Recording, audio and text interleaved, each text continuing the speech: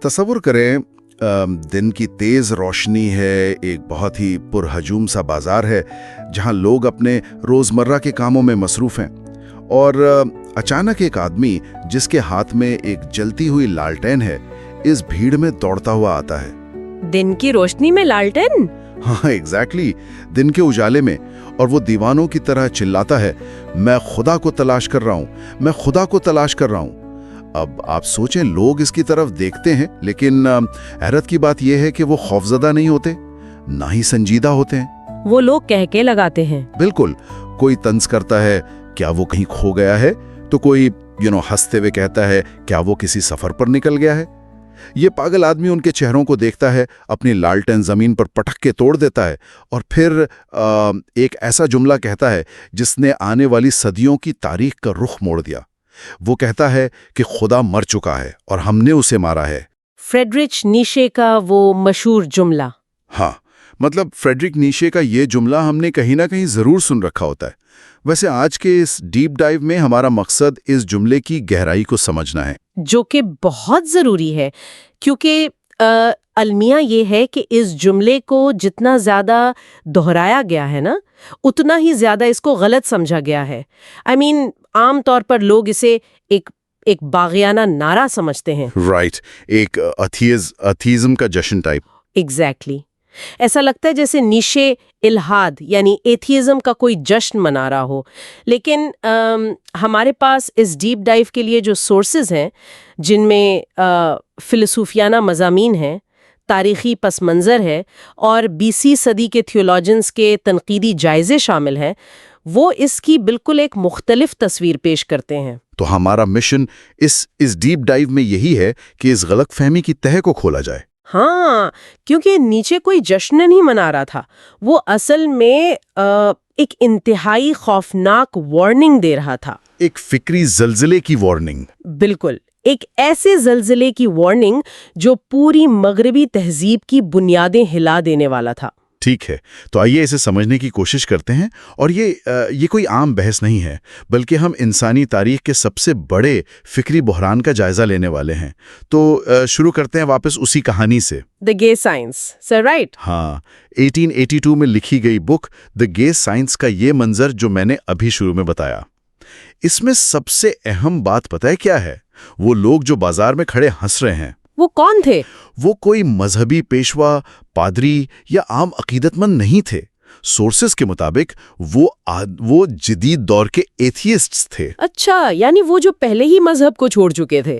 Exactly, ان کا ہنسنا اس بات کی نشاندہی کرتا ہے کہ ان کے نزدیک خدا یا مذہب کا تصور ویسے ہی ایک فرسودہ چیز بن چکا تھا۔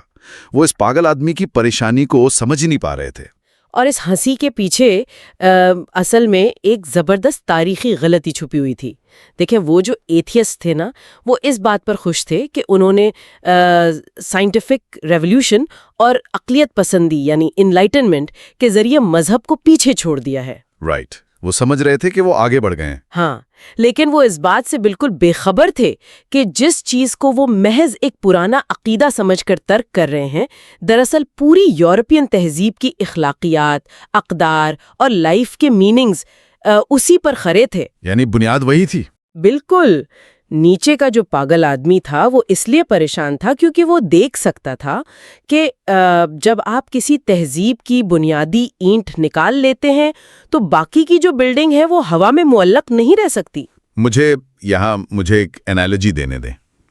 یہ بالکل ایسا ہی ہے جیسے کسی نے ایک بہت بڑی اور عالیشان بلڈنگ کی بنیادیں بارود سے اڑا دی ہو۔ ہاں، لیکن اس بلڈنگ کی جو اوپری منزلیں ہیں اس میں رہنے والے لوگ ابھی تک نہایت سکون سے چائے پی رہے ہیں، ٹی وی دیکھ رہے ہیں، بے خبر ہیں۔ بالکل، ہاں بالکل بے خبر کہ ان کے قدموں کے نیچے سے زمین غائب ہو چکی ہے اور بلڈنگ کسی بھی وقت دھڑام سے گر سکتی ہے۔ اب یہاں وہ جو بنیاد تھی نا، وہ آبجیکٹیو ٹروتھ یا خدا کا تصور تھا۔ اور اوپری منزلیں کیا ہیں؟ اوپری منزلیں ہیں ہیومن رائٹس، ایکوالٹی کا کانسیپٹ، جسٹس سسٹم، اور یہ عقیدہ کہ انسان کی کوئی پیدائشی قدر و قیمت ہوتی ہے۔ یہ ایک بہترین مثال ہے کیونکہ یہاں جو بات واقعی حیران کن ہے وہ یہ ہے کہ نیچے کا اصل ہدف یہی نام نہاد روشن خیال لوگ تھے.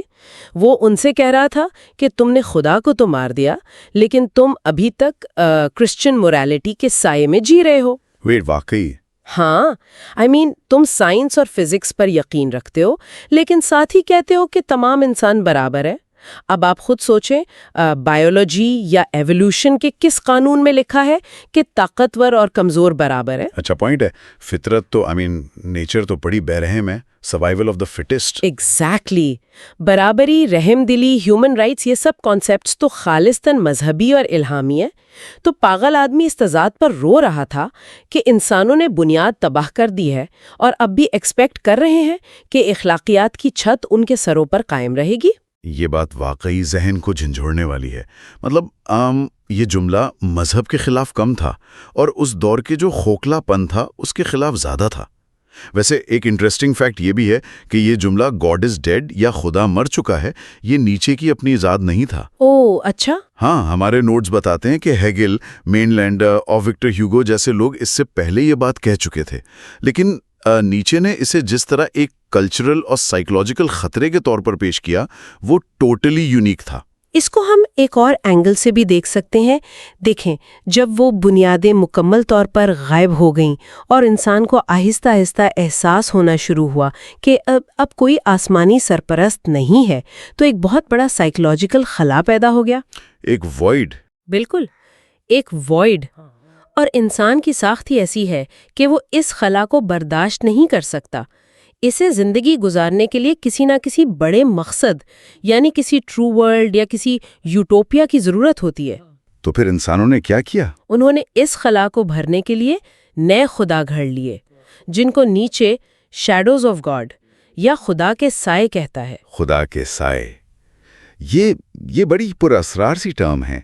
مطلب اس سے مراد وہ نظریات ہیں جنہوں نے 20ویں صدی میں مذہب کی جگہ لی، کیونکہ اگر ہم ہسٹری کو دیکھیں تو جیسے ہی وہ آسمانی یوٹوپیا ویک ہوا، انسانوں نے اسے زمین پر بنانے کی کوشش شروع کر دی.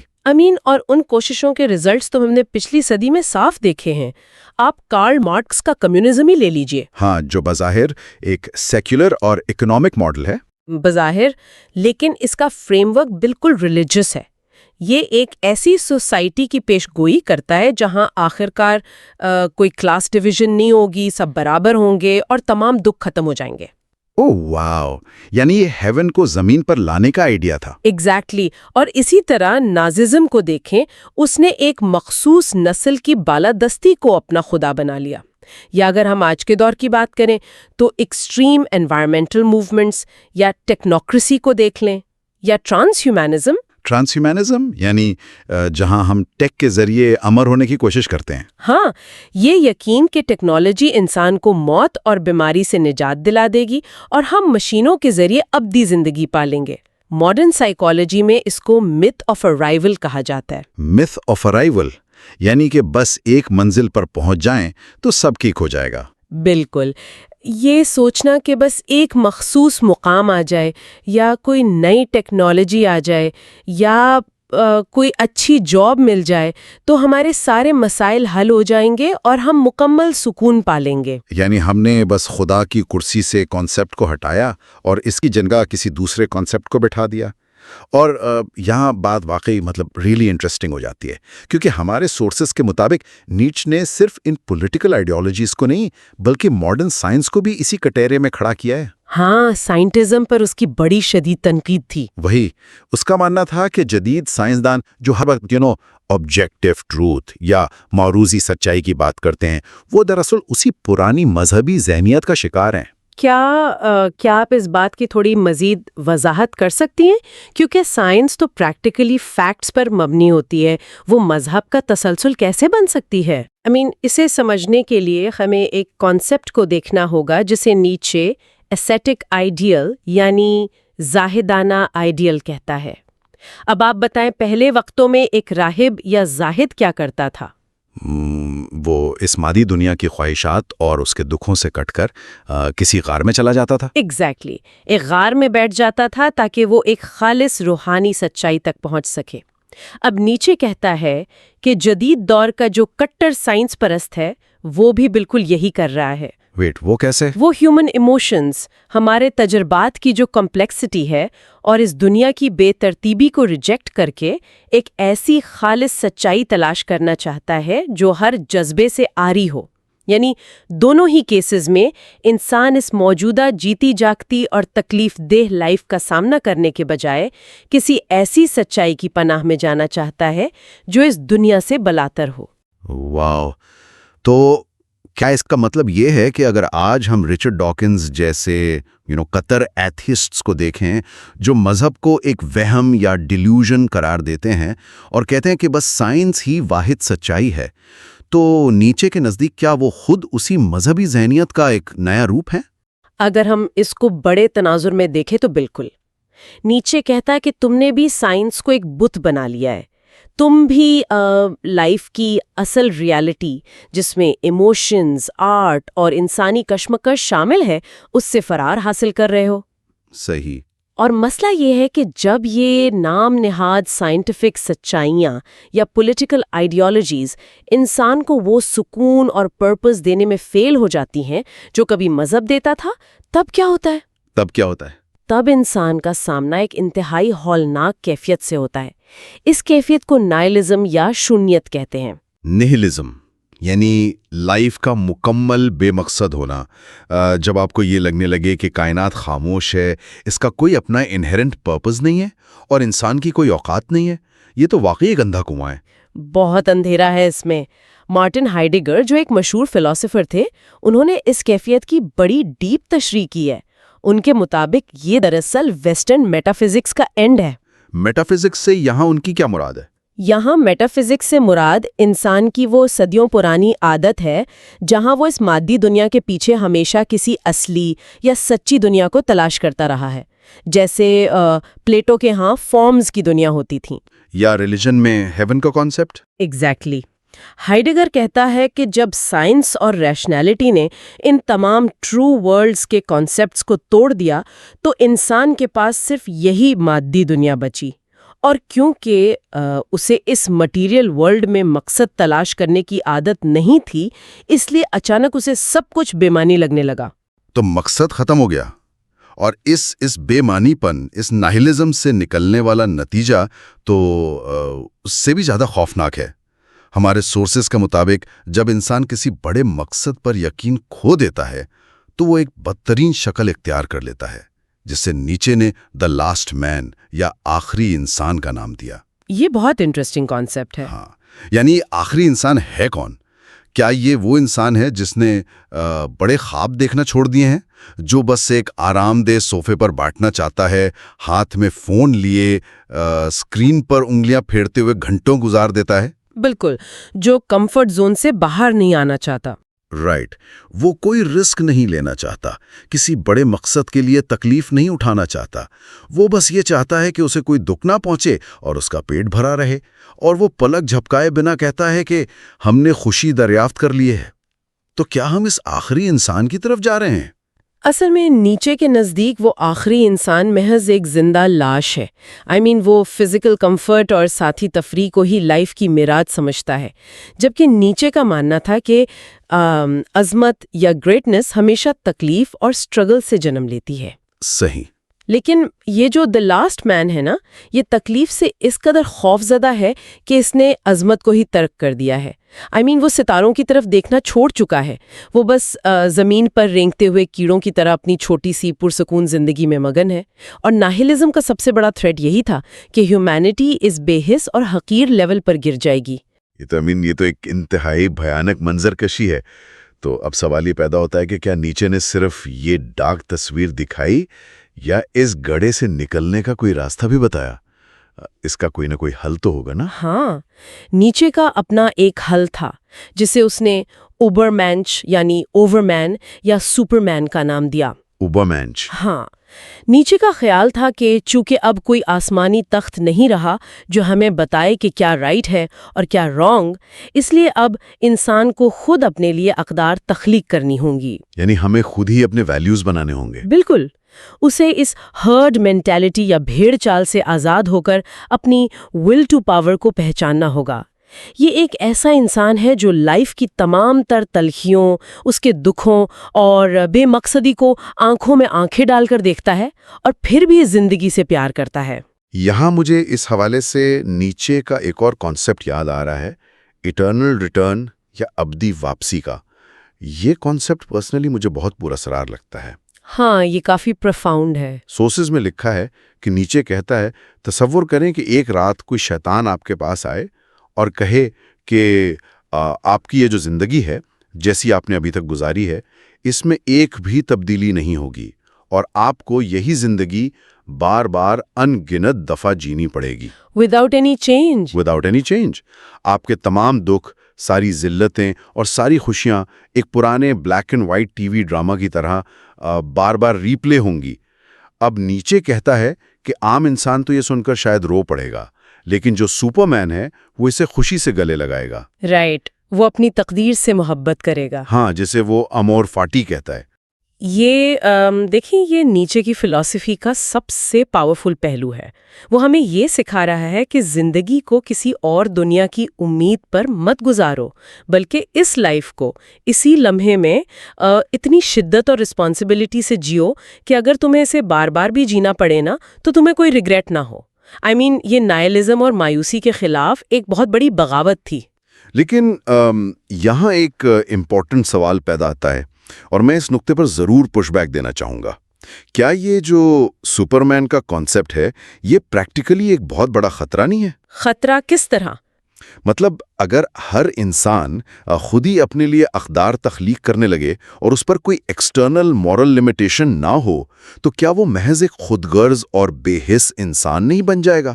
ایک ایسا شخص جو صرف اپنی ول ٹو پاور بڑھانا چاہتا ہے اور اس کے لیے دوسروں کو کچلنے سے بھی دریغ نہیں کرے گا۔ یہ پوائنٹ ویلڈ ہے۔ اگر ہم سب ایسے ہی خلا میں اکیلے اپنی اپنی ویلیوز بنانے لگیں تو کیا سوسائٹی ٹوٹ کر جنگل کے قانون کا شکار نہیں ہو جائے گی؟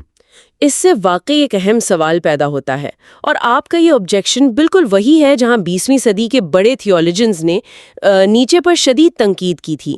مطلب اس فلسفی کو کسی نے بلائنڈ ٹرسٹ کے ساتھ ایکسیپٹ نہیں کر لیا تھا۔ خاص طور پر پال ٹیلک اور کارل بارتھ جیسے مفکرین کے آرگیومنٹس بہت وزن رکھتے ہیں یہاں۔ رائٹ، تو ان تھیولوجنز کا نیچے کو کیا جواب تھا؟ اگر ہم ٹیلچ کو دیکھیں تو اس کی تنقید سیدھا اسی پاگل آدمی کی کہانی سے جڑتی ہے۔ ٹیلچ کے نزدیک خدا کوئی بادلوں پر بیٹھا ہوا بوڑھا شخص نہیں ہے، بلکہ خدا سے مراد انسان کی الٹیمیٹ کنسرن یا حتمی تشویش ہے۔ حتمی تشویش یعنی وہ چیز جس کی آپ کی لائف میں سب سے زیادہ ویلیو ہے۔ ہاں، جس کے گرد آپ کی پوری زندگی گھومتی ہے۔ ٹیلچ کہتا ہے کہ آپ خدا کو مار نہیں سکتے، آپ محض ایک خدا کو دوسرے خدا سے بدل سکتے ہیں۔ واو، یعنی خدا ہمیشہ رہے گا، بس اس کی فارم چینج ہو جائے گی۔ ایگزیکٹلی۔ اگر آپ کا الٹیمیٹ کنسرن آپ کا بینک بیلنس ہے تو وہ بینک بیلنس آپ کا نیا خدا ہے۔ اگر نیشنلزم آپ کا الٹیمیٹ کنسرن ہے تو وہ نیشنلزم آپ کا خدا ہے۔ تو ٹیلچ کے مطابق وہ پاگل آدمی جو بازار میں رو رہا تھا وہ دراصل خدا سے نہیں چھپ سکا۔ انسان کی ساخت ہی ایسی ہے کہ وہ کسی نہ کسی الٹیمیٹ کنسرن کے سامنے جھکتا ہے۔ تو نیچے یہاں کہاں غلط تھا ٹیلچ کے مطابق؟ نیچے کا مسئلہ یہ تھا کہ وہ سمجھتا تھا انسان مکمل طور پر ہر عقیدے سے آزاد ہو سکتا ہے، جو کہ ٹیلچ کے مطابق ناممکن ہے۔ یہ بات واقعی سوچنے پر مجبور کرتی ہے۔ اور کارل بارتھ کی تنقید کے بارے میں کیا خیال ہے؟ ہمارے نوٹس بتاتے ہیں کہ بارتھ نے سپرمین کے اس اکیلے پن پر بہت سخت اٹیک کیا ہے۔ ہاں، کارل بارتھ کی تنقید نیچے کی اس انڈیویجولزم پر ایک بہت گہرا وار ہے۔ بارتھ کہتا ہے کہ انسان کبھی بھی تنہائی میں مکمل نہیں ہو سکتا۔ انسان کی میننگ اور اس کی ویلیوز ہمیشہ اس کے فیلو مین یعنی اس کے ساتھی انسان کے ساتھ جڑی ہوتی ہیں۔ صحیح۔ وہ اس کی مثال کرسچینٹی میں صلیب یا کراس سے دیتا ہے، جو قربانی اور دوسروں کے دکھ درد میں شریک ہونے کی علامت ہے۔ بارتھ کہتا ہے کہ جب تک آپ دوسرے انسان کے لیے اپنی انا کو قربان نہیں کرتے، آپ کو لائف کا ٹرو میننگ نہیں مل سکتا۔ جبکہ نیچے کا سپرمین تو بالکل اس کے الٹ ہے۔ بالکل، نیچے کا سپرمین جو پہاڑ کی چوٹی پر اکیلا کھڑا ہے، جو صرف اپنے اندر سے اقدار نکال رہا ہے وہ ایک تنہا اور بے فیض وجود ہے۔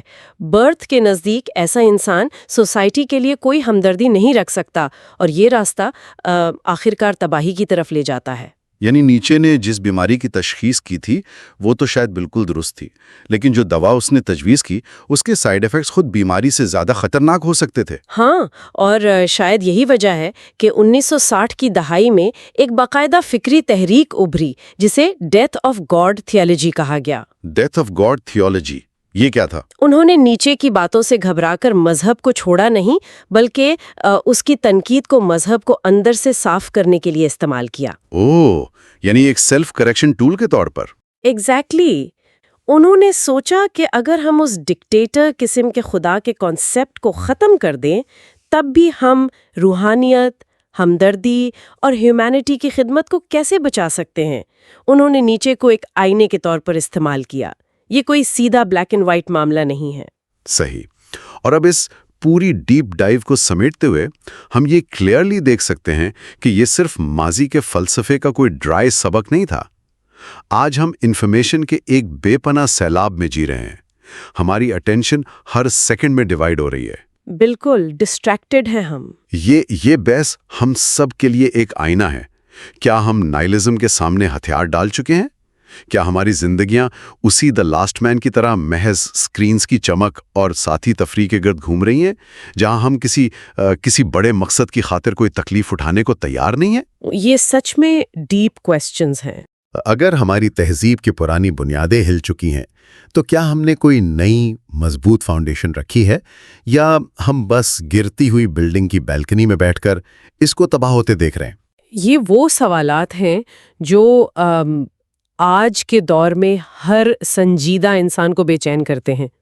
ہم نے پچھلی صدی میں سیاسی نظریات اور سائنس کو خدا کے سائے کے طور پر اپنا کر دیکھ لیا، اور ان کے نتائج بھی اب ہمارے سامنے ہیں۔ اور اگر ہم ان خدا کے سایوں کی ہی بات کر رہے ہیں تو ایک لمحے کے لیے فیوچر کے بارے میں سوچتے ہیں۔ آج انسان آرٹیفیشل انٹیلیجنس کے دور میں انٹر ہو چکا ہے۔ ہم آہستہ آہستہ اپنے تمام فیصلے، یعنی ہمیں کیا دیکھنا چاہیے، کیا خریدنا چاہیے، پوری دنیا کو کس نظر سے دیکھنا چاہیے، یہ سب ہم AI الگوریدمز کے حوالے کر رہے ہیں۔ ہماری نیو الٹیمیٹ کنسرن۔ رائٹ۔ اگر انسان اسی الگوریدم کو حتمی اور موضوعی سچائی یعنی آبجیکٹیو ٹروتھ مان لے گا تو ذرا سوچے، شاید وہ وقت دور نہیں جب انسان کی آزادی کو بچانے کے لیے کسی نئے پاگل آدمی کو کسی جدید بازار میں دوڑتے ہوئے آنا پڑے اور چیخ کر یہ اعلان کرنا پڑے کہ الگوریدم مر چکا ہے اور ہم نے اسے مارا ہے۔ سوچئے گا ضرور۔